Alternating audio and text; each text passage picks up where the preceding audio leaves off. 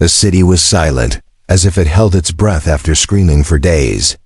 The ruins still smoked, and the thick sky above showed no stars. Inside one of the half-destroyed buildings, an alien cleaner named Yelna moved carefully with her soft boots, pressing against shattered metal and ash-covered floorboards.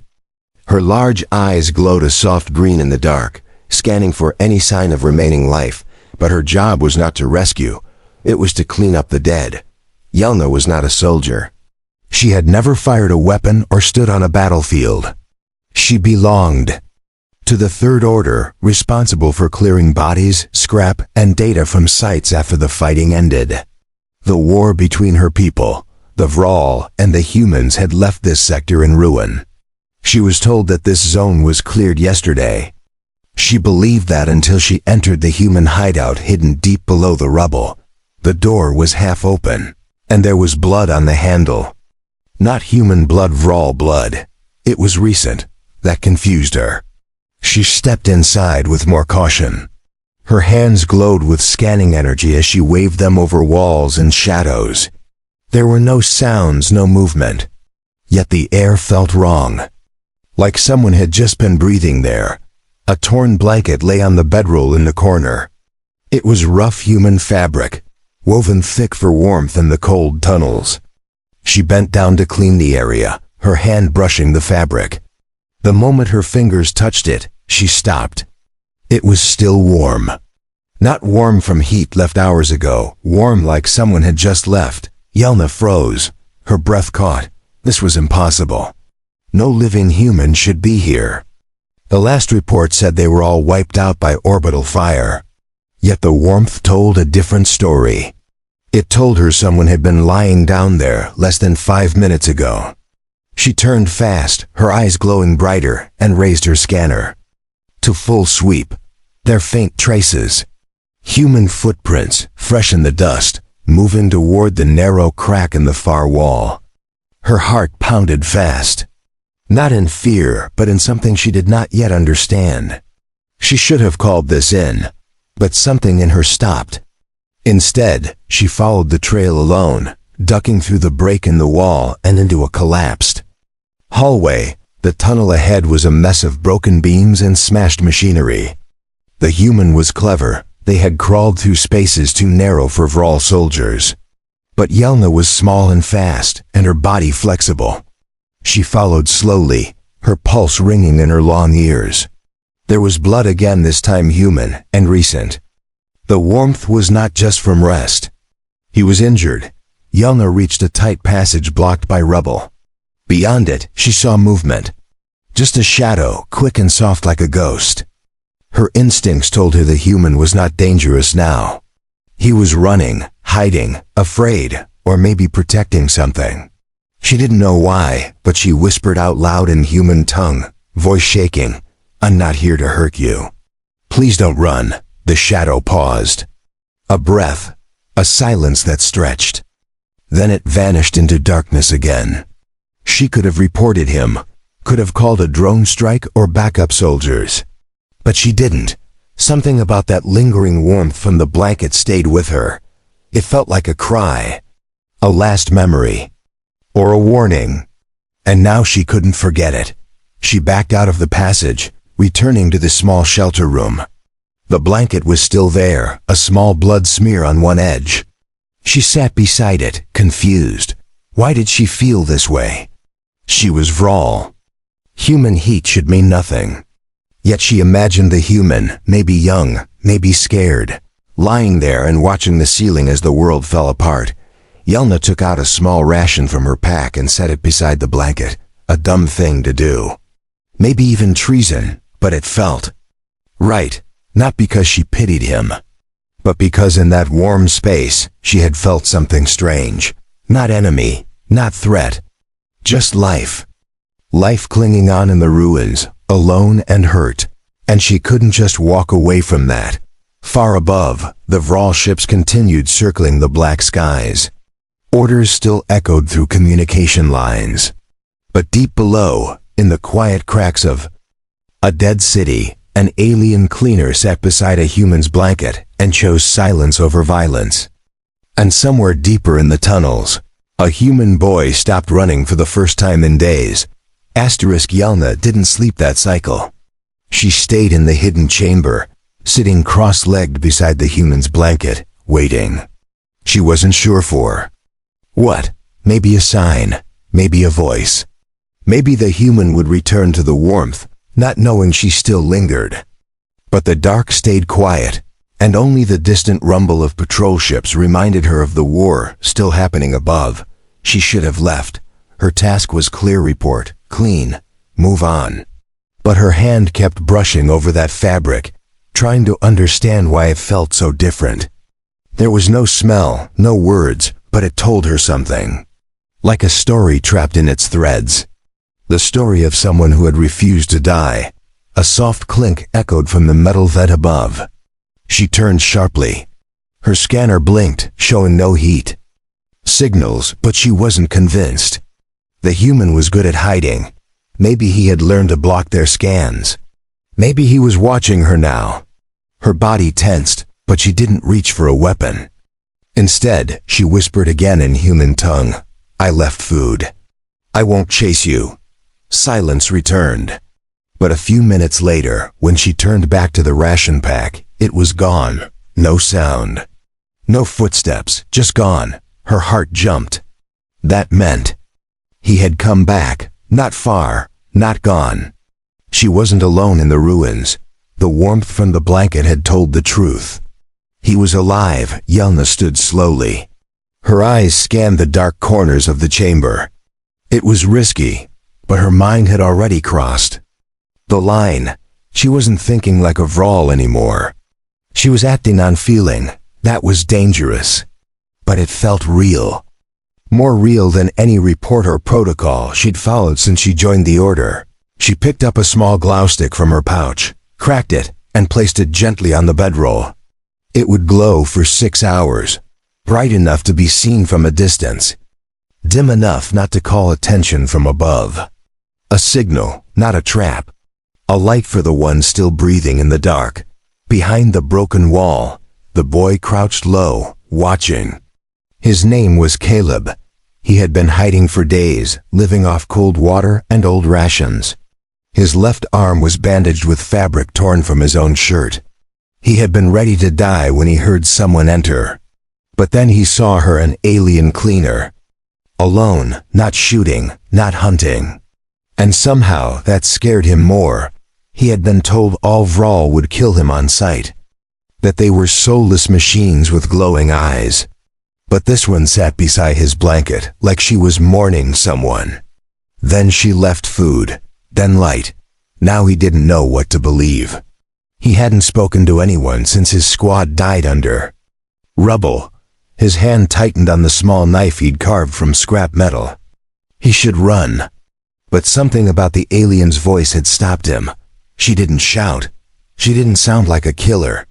Maybe she was broken, or maybe she was different. Either way, her kindness felt like danger, but it was also the first warmth he'd seen in weeks. Yelna didn't know the boy's name, but she guessed he was young.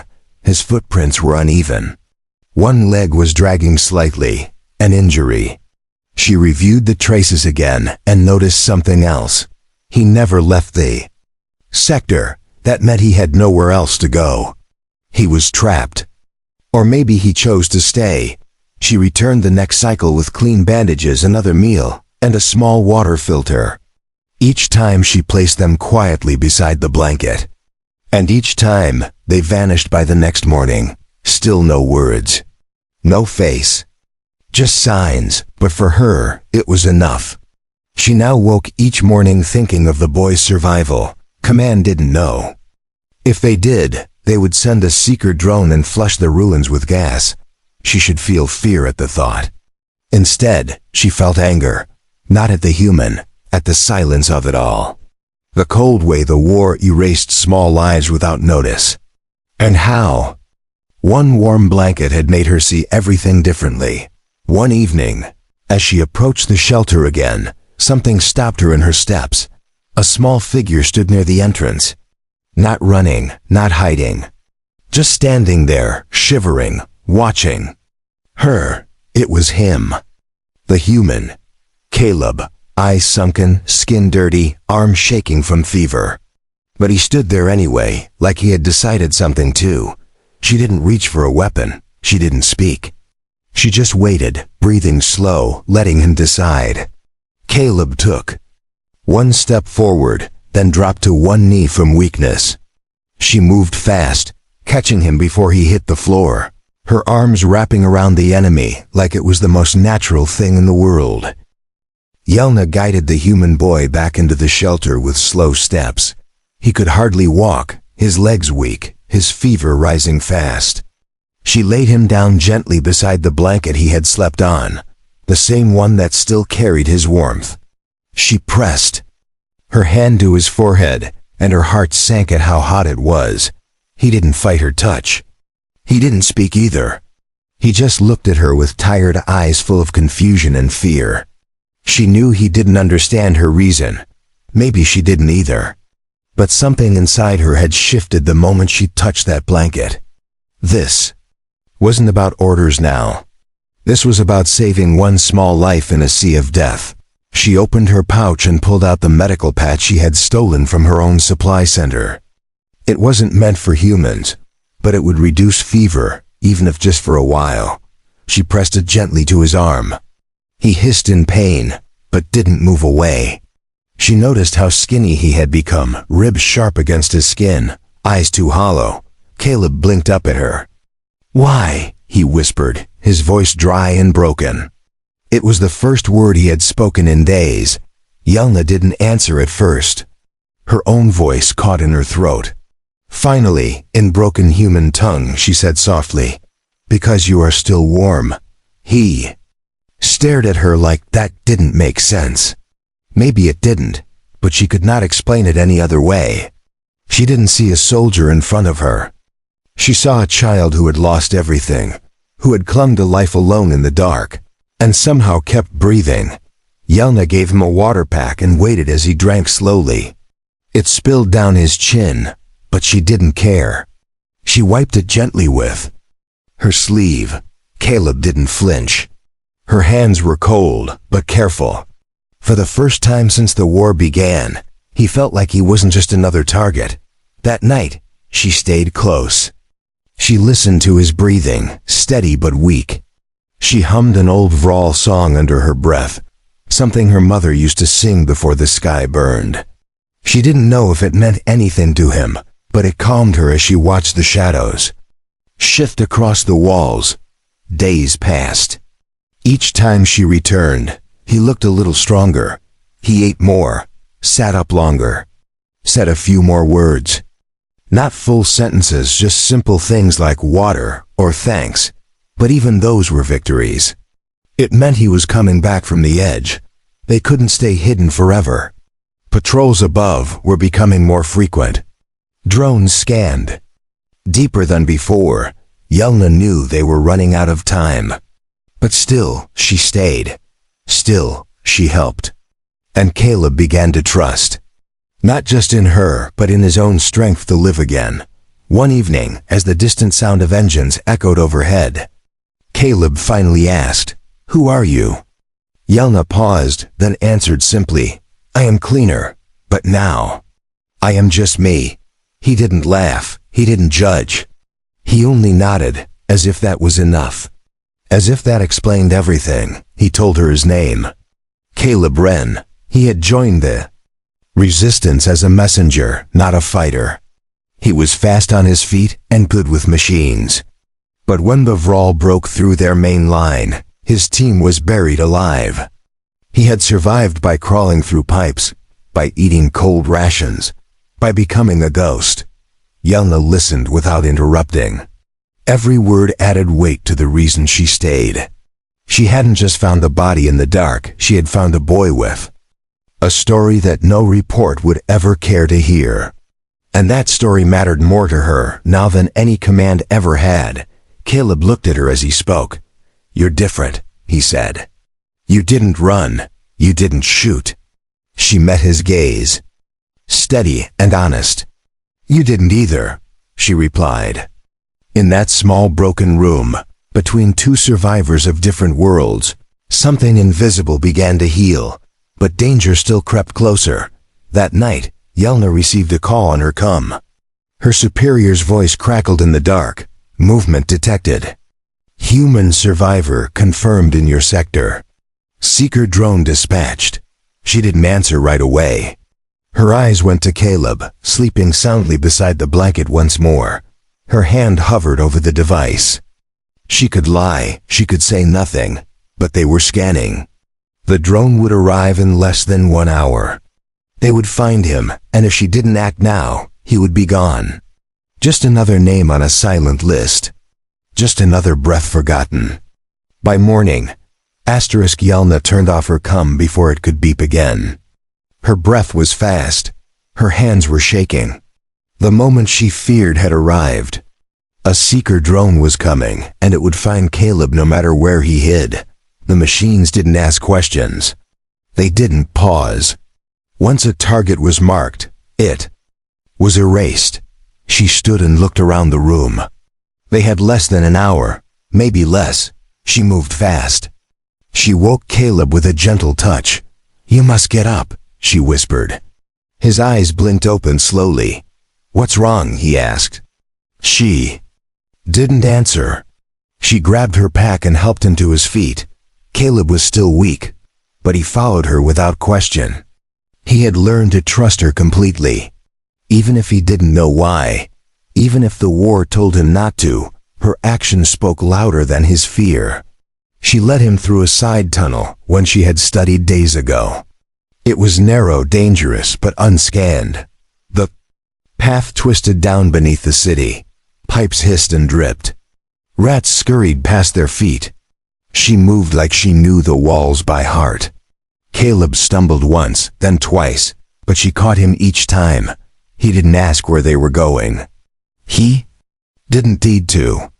The sound of buzzing above told him enough. The seeker drone arrived at the shelter less than 20 minutes later. It hovered like a silent reaper, its sensors sweeping the space where the blanket still lay. It scanned the fabric, the wall, the floor. No bodies, no fresh heat, only traces. But it didn't leave. It began searching deeper, following the path they had taken. Yelna and Caleb reached the old service shaft near the edge of the sector. It was once used by Vrall scouts, now sealed off and forgotten. She pulled at the broken hatch until it gave way with a groan. "Inside," she said. Caleb climbed down the ladder, coughing from the dust. She followed, sealing the door behind her. The air inside was heavy and stale. The tunnel hadn't been touched in years, but it would keep them safe for now. No scanner could track through that much metal and stone. Still, she knew it was not a forever shelter. It was only a pause. A breath between danger and decision. They sat in the dark, only the faint light of her scanner screen glowing between them. Caleb looked at her and finally spoke. "They're hunting me, aren't they?" She nodded slowly. "Yes," she replied. He took a long breath, then looked down at his hands. "Then why didn't you let them take me?" She thought for a moment, then answered, "Because warmth means life. And I chose life." It was a simple answer, but for her, it was true. Since the moment she touched that blanket, she had started choosing differently, not like a soldier, not like a cleaner, like someone who saw value in one quiet heartbeat. Caleb leaned back against the wall, closing his eyes. "I don't want to run anymore," he whispered. "I'm tired." Yelna reached out and placed her hand gently on his arm. "Then let me carry you," she said. He didn't argue. He didn't speak. He just let her hold that moment for him. Above them, the seeker searched harder. It buzzed louder. Other Vrall patrols were joining now. Yelna's silence had triggered suspicion. Her records showed delays. Her lack of reporting had caused red flags. Her name was now being whispered in control. Towers. If she didn't return, she would be listed as compromised. She knew what came next. Her unit would send another to investigate. They would search deeper. They would find her, and they would find Caleb. The choice ahead of her was no longer simple. Hide or run, save herself or save him. But in her heart, she already knew what she would do. She stood and opened her pack. Inside was an old identification chip, hers. She pulled it out and crushed it beneath her boot. "I am not cleaner anymore," she said softly. Caleb watched in silence. That small act told him more than words ever could. She was now a fugitive. Like him, she would lead him out of the ruins, past the patrol lines, toward the old Earth tunnels humans once used to escape war zones. If they were fast, they could reach the wild lands. No cities, no watchers, just silence. But it would be hard. He was weak, she was marked. Every step would be hunted, but she had already chosen. She would walk beside him. She would risk everything. Because his warmth had reminded her what it meant to care. What it meant to protect, not as an order, but as a choice. The war had taken many things from her. But in this one human, she found something worth keeping. The cold wind hit them the moment they climbed out of the service shaft. They had made it to the edge of the ruins. Beyond that, broken forests and old earth trails stretched across dead valleys. The sky was a dull gray, covered by ash and storm. Clouds. Yelna pulled her coat tighter and helped Caleb walk. He limped, slower than before, but he didn't ask to stop. Every hour they moved farther from the Seeker's Zone was another chance to live. They didn't speak much now. The silence between them felt like understanding. He trusted her completely, and she kept her eyes on the horizon. The forests weren't. Like old earth trees. These had been changed by war, twisted by radiation, and left to rot in strange shapes. Their bark cracked open like dry skin. The roots hissed when touched. But Yelna knew how to move through them. Her people had walked this land long before the invasion. She found a cave hidden by fallen stone. It was shallow but dry. They rested there as night fell. Caleb winced from the pain in his leg. She sat beside him and replaced his bandage. The wound was healing, but slowly. He gritted his teeth as she pressed herbs into the cut. "You okay?" she asked. He nodded. "Better than before," he said. His voice was stronger now. His face had more color. The rations were helping. The rest was helping. And her presence made him feel like the world wasn't just ending. It was changing. And she was part of that change. She handed him a small fruit she'd found near a root. He looked at it, unsure. "It's bitter," she said, "but strong." He bit into it and made a face. She smiled for the first time in days. A small smile, tight and quiet, but real. Caleb noticed. "You can smile," he said. "I thought your kind didn't." She looked away for a moment. "We don't usually." She replied. "But you're not usual." He didn't know what to say to that, so he just ate the rest of the fruit. Even bitter things were better than nothing. And in that moment, even pain felt like proof that he was alive. The next morning, they moved again. Her scanner showed distant drone signals, but not close.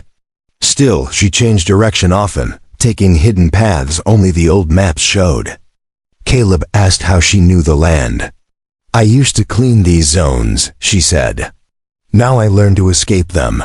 They passed broken tanks, scorched armor, bones turned black by heat. War had touched everything.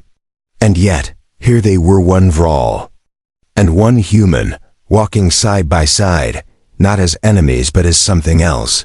Neither of them said it, but they both felt it. The war was no longer theirs. At sunset, they climbed a ridge. Below them was the wild zone. No patrols, no cities. Just open silence and deep forests.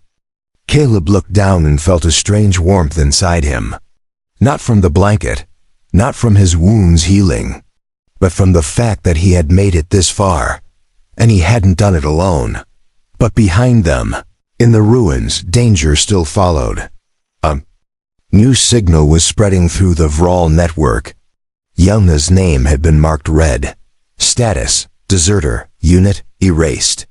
Orders, capture or eliminate. They had given up waiting for her to return. Now they would hunt her like prey. She knew this. She didn't tell Caleb. He had already lost too much. She would not let him carry her weight too. At the next rest, while he slept beside a fallen tree, she stepped away and activated a decoy signal. It sent false data back to command, just enough to slow them down. She sat quietly afterward, watching the stars peek through the clouds. Her fingers brushed the edge of her scanner, now cracked and low on power. She thought about her old life, the cold halls, the clean orders, the empty days. All of it felt far away now. All of it felt meaningless compared to this journey. She looked back at Caleb, curled up in a blanket that once nearly cost him his life. Now it shielded him as he slept. She had touched it, and in that moment, everything changed. The warmth had become her truth. And now she would carry that truth to the end. Asterisk morning came with a red sky and wind that stung like ice. Yelna woke first, checking the horizon for movement. The wild zone lay ahead, untouched and unguarded, but not without risk.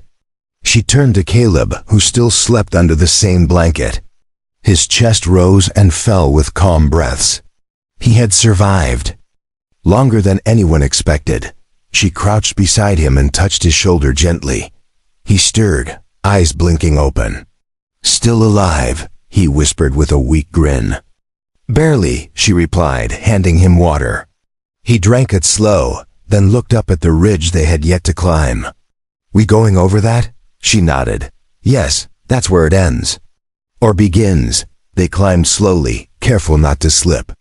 Rocks crumbled beneath their feet. Birds screeched overhead, winged things mutated by war. But nothing attacked. The land seemed to recognize them. Two lost lives, no longer enemies.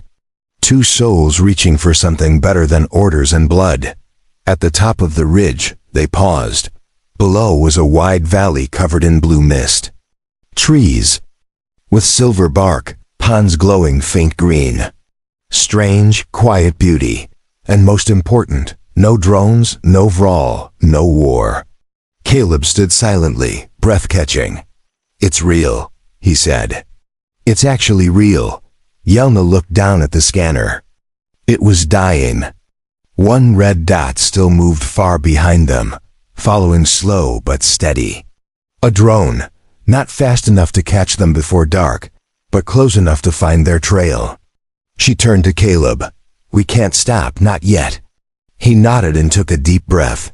They reached the valley floor by nightfall. The air was clean. Caleb breathed it deep, and his coughing stopped for the first time in days.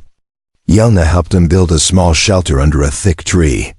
They used pieces of old cloth and branches. No fire. Just warmth shared between them and the blanket that had started it all. That night, as they rested side by side, Caleb looked up at the stars. "Do you think it'll ever stop, the war?" he asked. Yelna didn't answer right away. "Maybe not," she said. "But here, for us, it already has." He turned to her and gave a tired smile. "You're the only one who didn't try to kill me. You're the only one who made me feel human," she replied. The silence after that was soft, not heavy. A peaceful silence. They didn't need more words. Not now. The wind blew through. The trees, crickets buzzed. Somewhere far away, the war still burned, but it couldn't touch them here. By morning, the drone had reached the ridge. Its scanners read the ground. It picked up faint heat, broken footprints, disturbed leaves. But its signal was interrupted, scrambled by the decoy Yelna had planted earlier. The machine blinked, paused, then drifted off course, following a false trail north. Yelna watched from the trees, holding her breath. When the drone vanished from sight, she slowly let it out. Caleb gripped her arm. "Is it gone?" he asked. She nodded. "For now." He sat down on the ground, exhausted. "So what now?" "We keep running?" She shook her head. "No," she said. Now we start living. They spent the next few days searching the valley.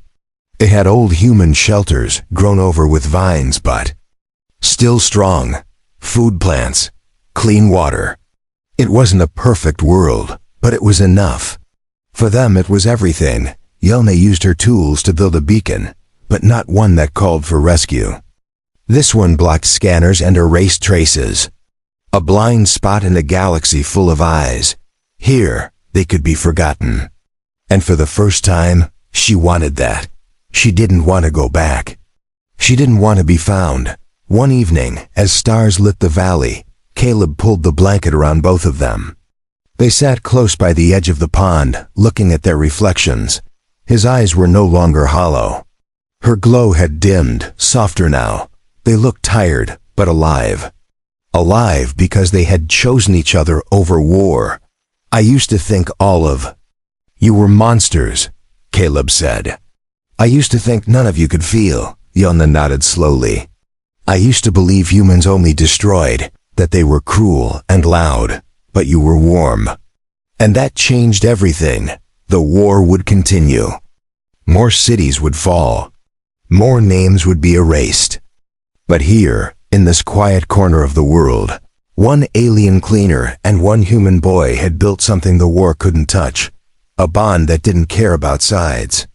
A story that began with a single moment of warmth, and so the blanket remained, tucked gently at the foot of a new bed in a hidden valley. No longer just a piece of fabric, but a memory, a symbol, and a beginning.